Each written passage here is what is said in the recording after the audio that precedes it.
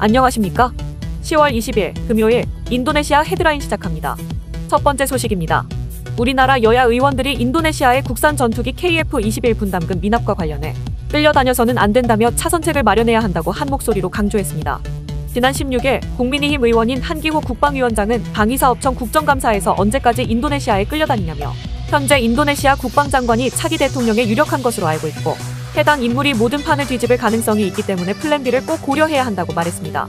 더불어민주당 서른 의원도 엄동환 방위사업청장에게 단호한 모습을 보여주지 않으면 계속 끌려가서 손해만 보는 믿지는 장사만 할 수밖에 없는 상황이라고 비판했고, 같은 당 기동민 의원도 다른 공격력 무기 구입에는 선뜻 비용을 지불하면서 상당히 오랫동안 분담금 납부 계획을 지키지 않는 당사국의 선의에 기대서 안 된다고 가세했습니다.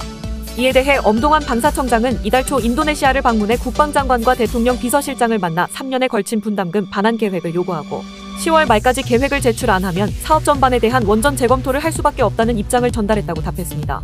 그러면서 국방부와 한국항공우주산업 등 3자가 모여 플랜 B를 검토하고 계획 수립 시 국회에 보고하겠다고 덧붙였습니다. 다음 소식입니다. 인도네시아에서 엘니뇨의 영향으로 평년보다 긴 건기가 이어지면서 쌀 생산량이 크게 줄어 쌀 부족 현상이 빚어지고 있습니다. 지난 17일 안타라 통신 등에 따르면 인도네시아 통계청은 올해 4분기 쌀 생산량이 약 478만 톤으로 예상했습니다. 이는 지난해 4분기 생산량보다 11% 적은 양입니다. 인도네시아 통계청장 대행은 기자회견을 통해 엘니뇨 현상으로 인한 가뭄이 장기화하면서 인도네시아 3대 쌀 생산지인 서자바주와 중부자바주, 남수마트라주에서 쌀 수확량이 감소했다고 설명했습니다.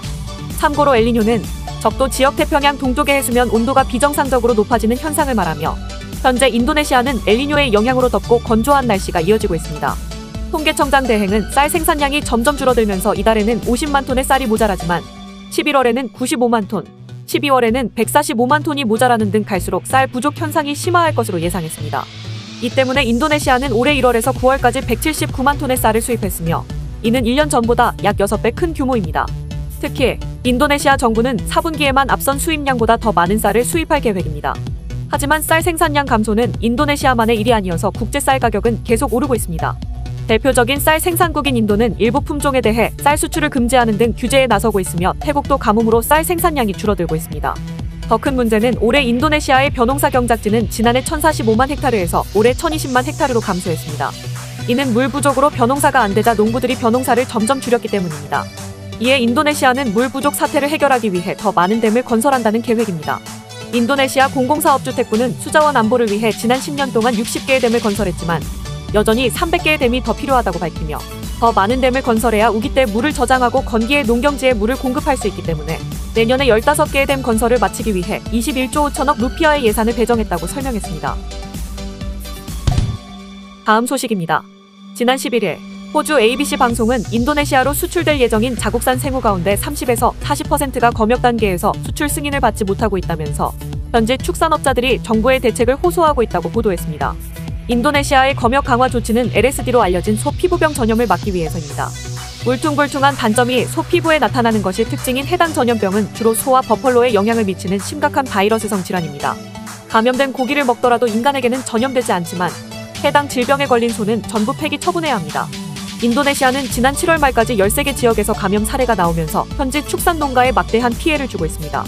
LSD와의 전쟁을 벌이고 있는 인도네시아와 말레이시아는 지난 7월부터 LSD 검출을 이유로 호주산 생후 수입을 전면 금지했지만 9월 호주 농축산부가 자국에서는 감염 사례가 없다고 공식 발표한 후 이를 해제한 바 있습니다.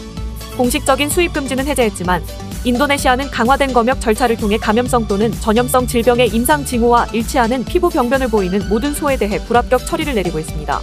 호주 농축산부는 검역 강화 조치가 인도네시아 당국의 요구 사항이라며 수출국은 수입국의 요구 사항을 충족하는 것이 의무라고 밝혔습니다. 하지만 대부분의 호주 농장이 곤충이 많은 지역에 있기 때문에 단순한 피부 질환까지 예방하는 것은 불가능하다고 축산업계는 불만을 표했습니다.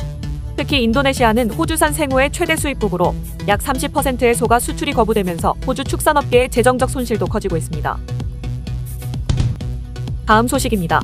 지난 16일 인도네시아 국영전력공사 PLN이 인도네시아 최초의 그린 수소 공장에서 재생에너지를 활용하여 그린 수소를 생산하기 시작했다고 현지 언론이 보도했습니다. 해당 시설은 PLN의 자회사인 누산타라 파워가 태양광 발전으로 생산한 2795메가와트시의 전기를 사용하여 연간 51톤의 수소를 생산할 예정입니다. 참고로 그린 수소는 수소를 생산할 때 화석연료로 생산된 전기를 사용하는 것이 아니라 태양광이나 풍력같이 탄소를 배출하지 않고 생산된 전기를 사용하는 것을 말합니다.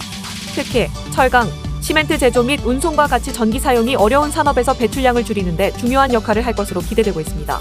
PLN 최고 경영자는 이번 그린 수소 생산은 인도네시아의 지속가능한 에너지 전환 노력을 상징한다고 말하며 친환경적인 그린 수소 생산으로 부가가치와 미래 비즈니스 기회를 창출할 잠재력을 인정받았다고 말했습니다. 한편 인도네시아 정부는 2030년까지 탄소 배출량의 30% 이상을 줄이고 2060년까지 탄소 배출 제로 달성을 목표로 다양한 조치를 취하고 있으며 이러한 목표 달성을 위해 정부는 신재생에너지 개발 가속화 등 다양한 방안들을 추진하고 있습니다.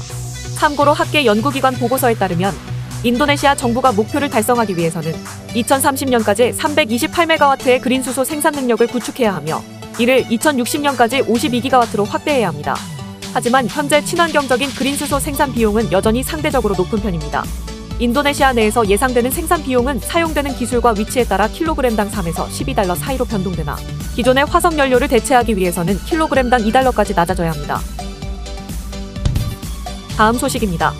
시험 인증기관 한국기계전기 전자시험연구원과 한국생산기술연구원, 현대차그룹 산하 자동차 부품기업 현대캐피코는 13일 경기도 군포 현대캐피코 본사에서 인도네시아 국가개발기획부와 현재 전기 이륜차 산업 생태계 구축을 위한 업무 협약을 맺었습니다. 이들은 인도네시아에서 전기 이륜차를 비롯한 마이크로모빌리티와 관련한 부품 개발과 시험 인증 등 생태계를 구축하는 데 협력하기로 했습니다.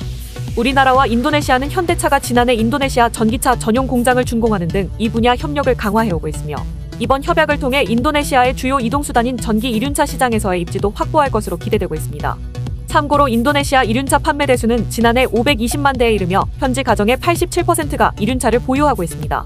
특히 인도네시아 정부는 대기오염 문제를 해결하고자 이들 이륜차를 전동화하려는 정책을 추진 중이며 2030년까지 전기차 200만 대를 보급하는 동시에 전기 이륜차 1300만 대를 보급한다는 목표를 세웠습니다. 이날 협약식에 참석한 위디아산티 인도네시아 국가개발기획부 차관은 인도네시아와 한국이 대규모 녹색산업 생태계를 조성해 경제성장과 온실가스 감축에 이바지하기를 기대한다고 말했습니다. 안성의 KTC 원장은 한국의 전기 이륜차 교환형 배터리 표준과 관련한 시험평가 노하우를 전수할 것이라고 전했으며 유영종 현대캐피코 대표는 현대캐피코의 전기 파워트레인 시스템 역량을 토대로 인도네시아 내 관련 생태계 조성에 협력할 것이라고 말했습니다. 다음 소식입니다. 지난 11일 현대캐피탈은 인도네시아 현지 여신 전문 금융사인 파라미트라 멀티파이낸스를 인수하고 이를 기반으로 현대캐피탈 인도네시아를 설립할 예정이라고 밝혔습니다. 현대캐피탈이 새로 설립되는 법인 지분 75.1%를 보유하고 현재 재계 순위 4위인 시나르마스그룹과 신한은행 인도네시아가 주주로 참여하여 시나르마스그룹은 신규 법인의 현지 자동차 금융 서비스 경쟁력 강화에, 신한은행은 현지 상품의 금리 경쟁력 강화에 주력할 계획입니다. 참고로 인도네시아는 작년 경제성장률이 5.31%에 이르고 세계 4위 인구수에 비해 금융 서비스의 접근성이 좋지 않아 글로벌 금융시장에서 블루오션으로 꼽히고 있습니다. 특히 현대자동차의 동남아시아 생산과 판매 거점도 인도네시아에 자리 잡고 있는 만큼 현대캐피탈은 자동차 금융 서비스에 집중할 것으로 예측되고 있습니다. 현대캐피탈 관계자는 현대자동차가 인도네시아 전기차 시장에서 독보적인 판매 1위를 기록했다며 신규 법인 설립을 통해 더욱 많은 고객이 현대캐피탈의 자동차 금융 서비스를 활용할 수 있도록 노력할 것이라고 밝혔습니다. 다음 소식입니다. 인도네시아 국영철도공사는 한량에 16개의 개별룸이 갖춰진 컨퍼먼트 차량의 운행을 지난 10일부터 개시했습니다. 이는 철도공사가 운행하는 차량 중 최상위 스위트 클래스입니다. 해당 열차는 자카르타의 감비르역에서 동부자바주 수라바야의 900여 구간을 운행하며 하루에 각각 2회씩 총 4회 운행됩니다.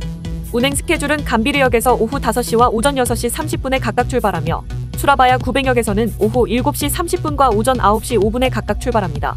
해당 열차의 이용요금은 195만 루피아로 가격대가 있지만 자동문으로 되어 있는 개별룸에는 한 명만 이용하게 됩니다. 좌석은 사용자 편의를 위해 최대 180도까지 뒤로 젖혀질 수 있고 안마 기능도 탑재되어 있으며 진행 방향에 맞게 방향 전환도 가능합니다. 철도공사 측은 철도를 이용하는 80%가 새로운 경험을 추구하는 MZ세대로 이들에게 프라이빗하고 고급스러운 여정을 제공하고자 이번 차량을 도입했다고 밝혔습니다. 시청해주셔서 감사합니다. 다음 시간에 뵙겠습니다.